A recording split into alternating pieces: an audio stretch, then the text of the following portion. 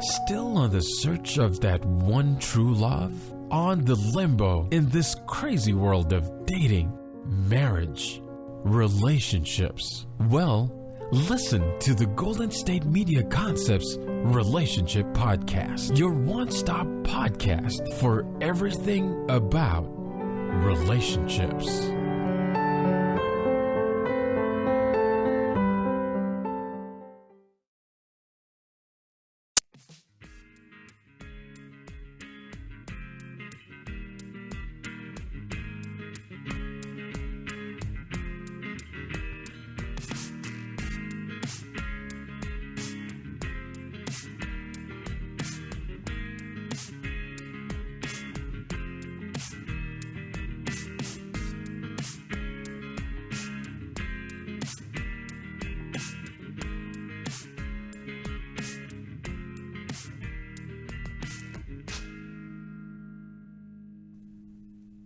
Hello, and welcome to Golden State Media Concepts Relationships Podcast.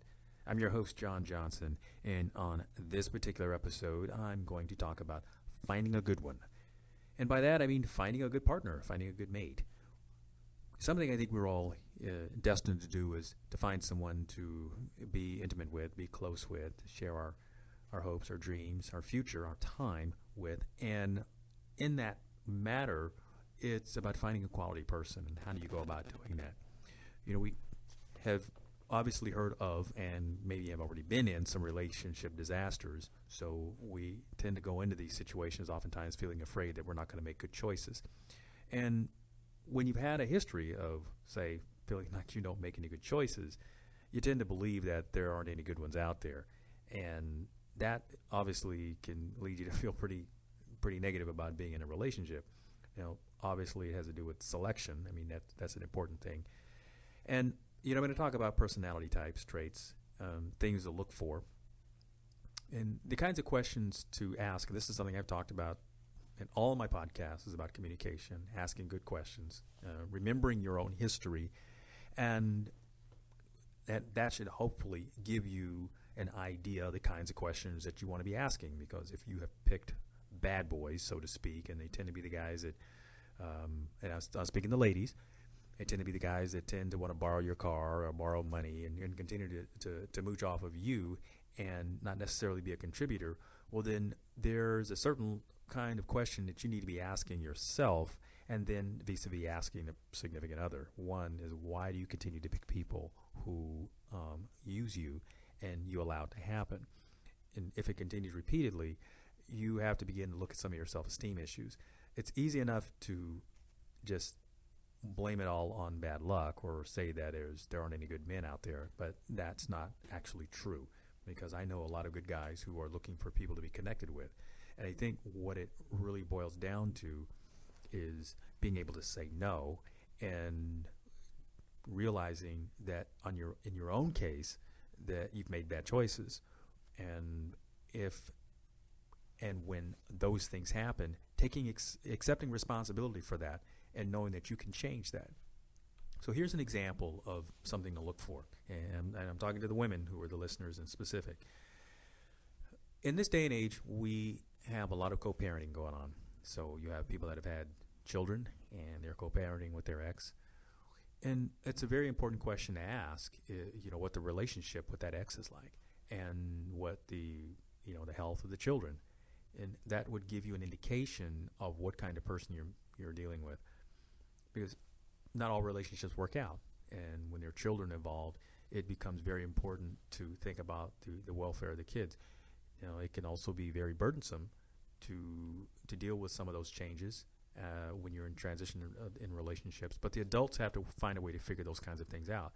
And when they do, and they're able to make peace with that, well, there's a person there who has had some life changes, and they found a way to navigate that. So learning that you are picking someone who knows how to problem solve is a very important trait to look for in a companion, because things go well for people when they go well, but when they don't, being able to solve problems and then move on to the next thing is a very important thing to want to know in a partner. Some people are very terrible at solving problems, They don't practice it. They've not had a good example of problem solving. And because of it, they tend to repeat the mistakes over and over and over again. And when you get connected to someone that does that, then they tend to bring chaos and upset into your own life. And it's important to be able to spot that. But again, asking the other person that you may be involved with, asking the man that you may be involved with, how they problem solve. And you can ask for examples. I think someone who carries grudges is not necessarily a good choice, because when you carry that sort of anger with you, then it sort of clouds your vision. It clouds your possibility of what can be happening for you with a new person. And that baggage sort of suggests that they haven't done the work. They haven't gotten past the X. And that's something that's going to come into your relationship. I call it like, bringing a wheelbarrow full of toxic things. I don't mean just a carry-on bag, but I'm talking a wheelbarrow. And you're going to be forced to work through those things with that person. Now, enablers tend to do these kinds of things all the time. They don't necessarily help the situation by solving the problem. They tend to perpetuate it by band-aiding these kinds of things. And these aren't the kind of things you want to overlook. Again, with a person who has children in their life from a previous relationship, how they have problem solved the custody arrangement, and whether they are still friends with their ex, or maybe not so much that it doesn't have to be friendly, but you do have to have some sort of way of dealing with the problems. And having an amicable split isn't always the easiest thing to do, but it does suggest that there's a person that's trying to bring peace in their own life, because it's important not only for them but for their children. Here's another thing that can help you spot a potential good or not so good person for yourself. It's how they refer to other people. And let's say you're on a date, you're driving to an event, and then you get cut off by another driver in a car. How does your date react to that? Are they angry? Are they irate? Do they tend to go off on a tangent and just get stuck on being angry? Or do they just tend to pass it off and say, maybe somebody else is having a bad day, or maybe they didn't see me? Because those definitely can be possibilities. And inadvertently, I've been the one who has cut off someone in traffic, and I would certainly be apologetic if I were to pull up to the next light and say, hey, I'm sorry, that was my fault. And I would certainly love to do that. But if you don't even know you're doing that, and you're the person who's in the car that got cut off, why be angry at somebody over something like that? Because all of these things can be inadvertent, and you're just creating drama and bringing stress into your own life. And you'd be surprised at how many people don't know how to let that kind of thing go. That's a toxic trait. That's somebody who you may not want to spend your time with. And really, it's not always your job to teach people lessons about their own life. And again, that's the kind of person you might want to avoid. Here's another illustration. If you go out on a date, you're in a restaurant, and your server somehow gets the order wrong. Some people tend to take that as an opportunity to go off on someone, as in to say, ooh, look how I can boss somebody around or tell somebody off. And we see examples of this all the time. Television and movies tend to make a big illustration of people having potty mouth and being flippant. And that's not a very good social quality to have. I think it's more important to be diplomatic, because there and again, mistakes happen all the time, and none of us are perfect.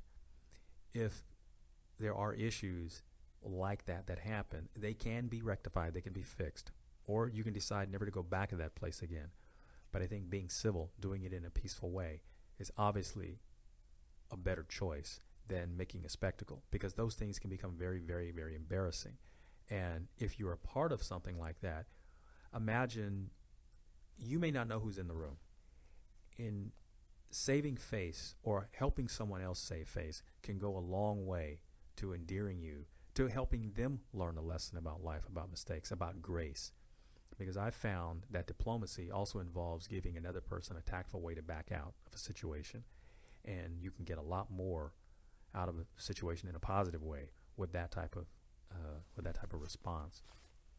So those are a couple of things. And I'll also mention something that I've learned, that I've actually watched happen in situations, is Now, this can be a really vulnerable thing, and you may not have this conversation on a first date or something like that.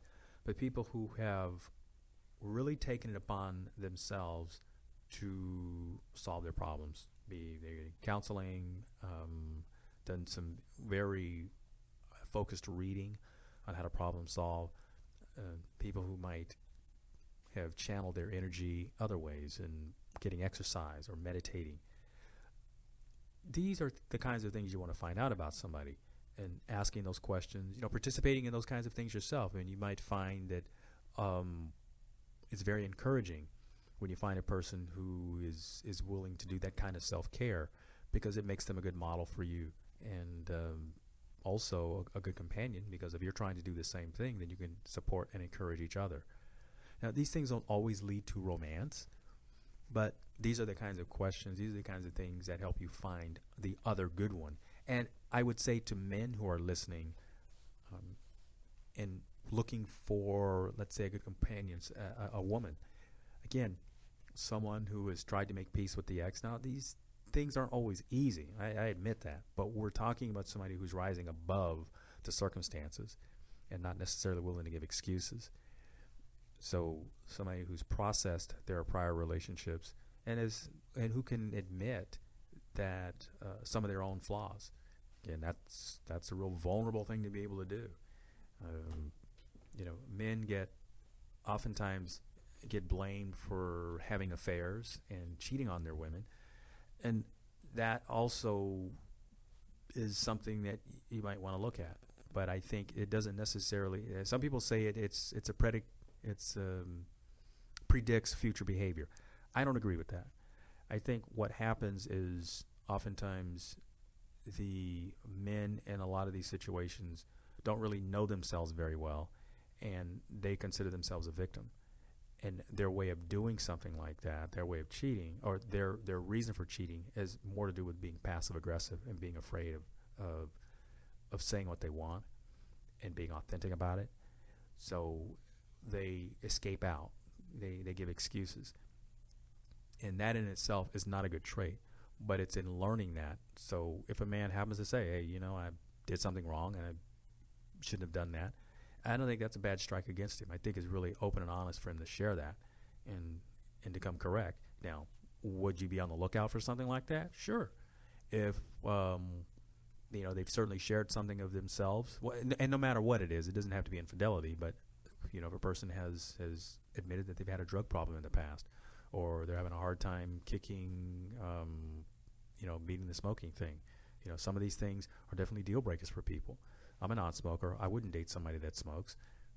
I've never had a drug problem, but I have known people who have had that to deal with, and they've become a lot wiser about it. They have learned why they did it in the first place, and they have dealt with their problems. So that makes them at least somebody who's learned from their own experience. And the honesty about that can be very endearing. Certainly there are things that are in the past that can be left in the past. And I tend to come from the train of thought that if it affects somebody, I think they need to know about it. But there are a lot of things in someone's past that you don't need to know. And you know what? Anybody can do a background check on someone now. So if you're going to potentially date someone, get their name. And obviously you can do your homework. You can research somebody. And if you want to check facts, if you want to test the honesty of an individual, you can do that. So those are some possibilities. But I would also encourage you to use your intuition. And there are lots of good people out there. I think we all tend to wear masks, and it takes a while before we reveal ourselves because the stakes are pretty high. We're all vulnerable out here in the world, and we tend to deal with the world and from the standpoint that it's going to take things away from us, not necessarily add to our well-being. And when you can create the life or an environment that's going to be giving to you, then you tend to have a different outlook, and you tend to think differently about other people. So you can use that as sort of a litmus test for your own. If you're feeling like there aren't any good people out there, maybe it's your personal attitude about it, because there are lots of good people. So I would encourage you to look at it from that standpoint. But Remember, use your intuition, use common sense, and I think they'll be out there for you. I'm going to take a break, and I'll be back after this. Want to find out what movies to go see? Then check out the GSMC Movie Podcast. It's your ticket to the latest movies, whether it's a new blockbuster event, romantic, comedy, or action flick. This show has got it all covered. They talk some what to go see now. Don't bother. What's hot on Netflix and everything in between. That's gsmcpodcast.com/movie-podcast. When it's all about the movies, it has to be this new show. Don't forget to like them on Facebook and follow them on Twitter. Visit gsmcpodcast.com for more info.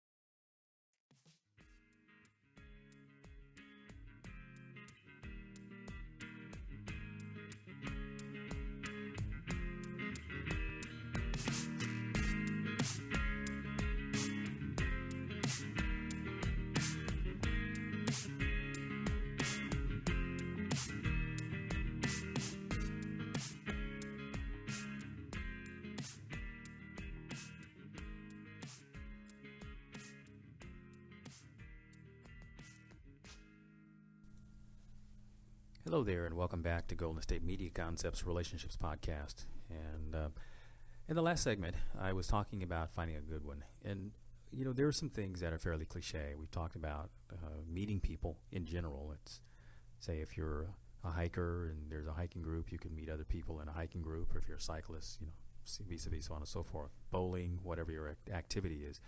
And you can meet people in that regard.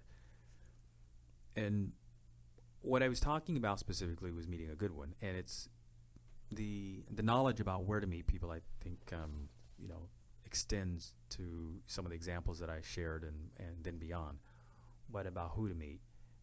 So that was why I had sort of created that short list of things, and it's good to give yourself some time and reflect on it, reflect on what your needs are, and the fact that you learn what kinds of questions you want to ask, and then ask those questions and wait for the response. I think it's really important to wait for the response, because talkers tend to hear something that they're familiar with and then want to fill the voids and almost talk on top of the person, and you don't give your person you're interviewing a chance to respond. So definitely listen for the response and ask important follow-up questions, because I think it's in the follow-up, because a lot of people are very shallow. And if they're creating a persona just for you because they want to impress you, then they can be very easily done. And people that do this, con people, they are very, very good at it, because what they do is they tell you what you want to hear. And when you're really enthusiastic, sometimes you just really like to contribute instead of being a listener, and they'll let you. And you're going on thinking that your questions have been answered when they really haven't. So it's really important to ask follow-up questions, because then you can get below the veneer and really find out the character of an individual. Something else I'll mention is not only about you finding out the character about them, but it's also about what are men looking for. And men are not necessarily looking for a mother, because that whole dynamic is it's cliche. But the thing to ask is, when men have been in relationships, one of the things that they've obviously have experienced, just like women tend to look for a relationship that is somehow in some way similar to their nurturing and upbringing they've had as a child. Men certainly appreciate that. And men also understand that every woman is not going to do that. Because men have also been in the experience of having to make their own way, then feeling nurtured is a luxury to a lot of men. And I think you can find these kinds of things out when you ask questions about their background, their past. But let me give you a few things. Number one, I say don't fall for the cliche. Don't assume that all men are dogs. Don't assume that all they want is beer and sex. I think when you're out there looking for someone who is a potential mate, then or just took a date, then those kinds of things, it's good to be able to realize that there are good people out there and start from there. If they show themselves to be someone that's not very nice, then you don't have to know all the reasons why. You just know from your instincts that that's not somebody you want to be with. But understanding what a man wants, men generally want to be respected. It's very easy to say that all they want is sex. I think men desire that. We have created a situation in which men are the pursuers. Now, obviously, women have come up in the ranks, and they're quite adept at choosing their partners and deciding for themselves who they want, being attractive and everything associated with it.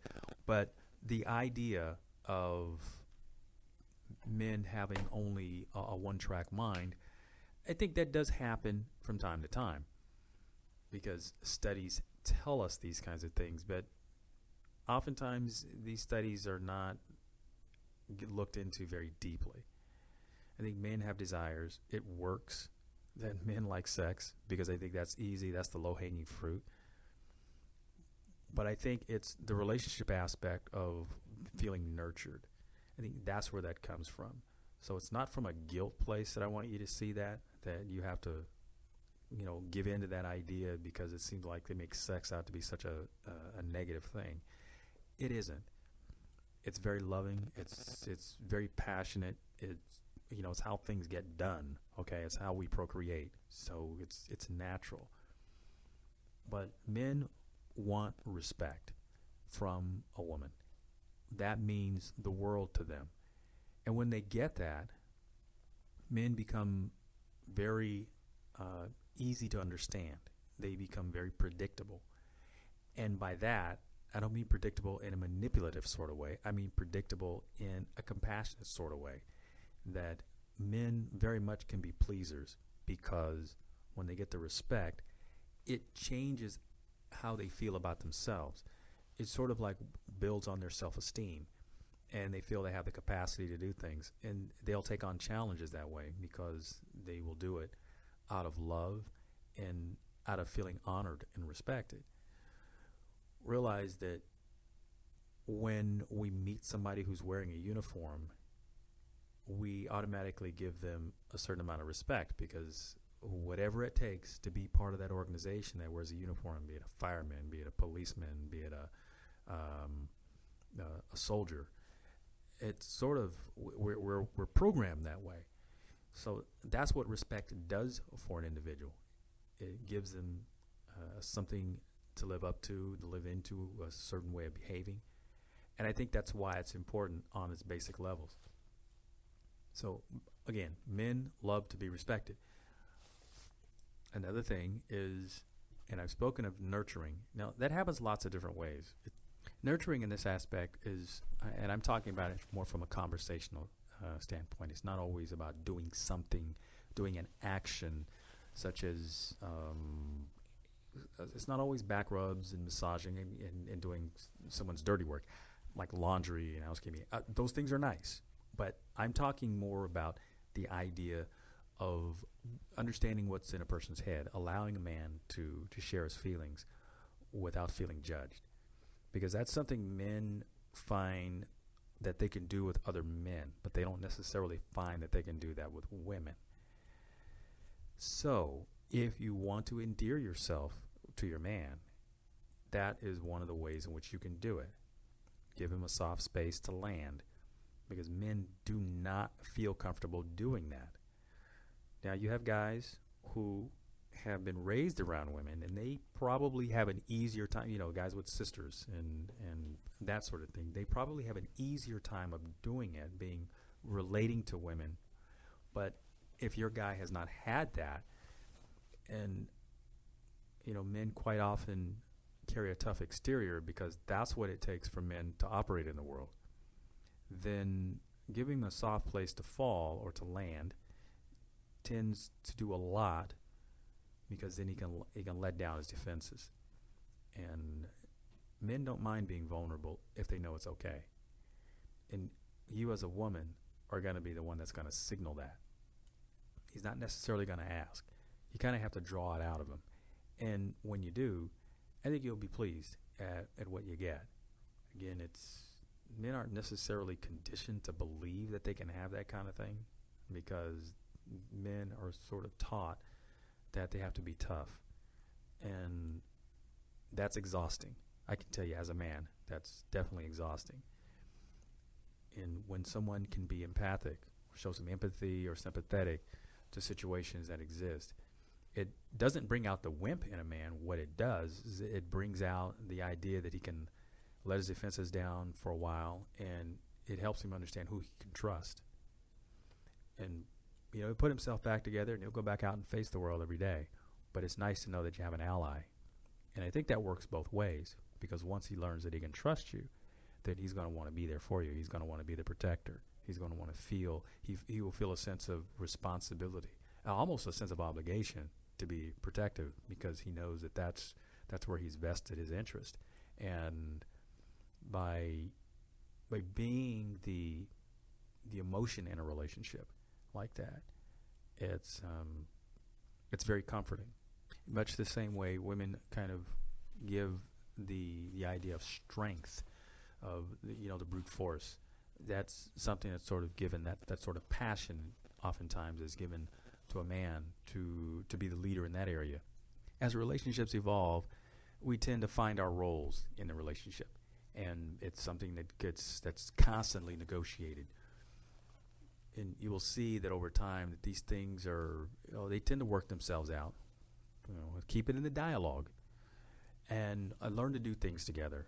Learn to take the opportunity to lighten the moment, to have fun with your partner. It's not always about problem solving or getting into the heavy things, because again, that's taxing. That wears you out. I mean, just the day-to-day living in life is very strenuous. But when you can find those moments to laugh, that's very endearing too. Very. And it works both ways. Men love to be respected. Men love to be nurtured. And so that sort of sums it up. And I've given you a few examples. Hopefully you can carry that into your life, carry it forward, and try it out. Try it out, and I think you'll be happy with what you discover. So there are lots of good men out there, and to the men who are listening, there are lots of good women out there. So don't carry all the troubles of your past, of your exes, into the next relationship, because that's a deal breaker.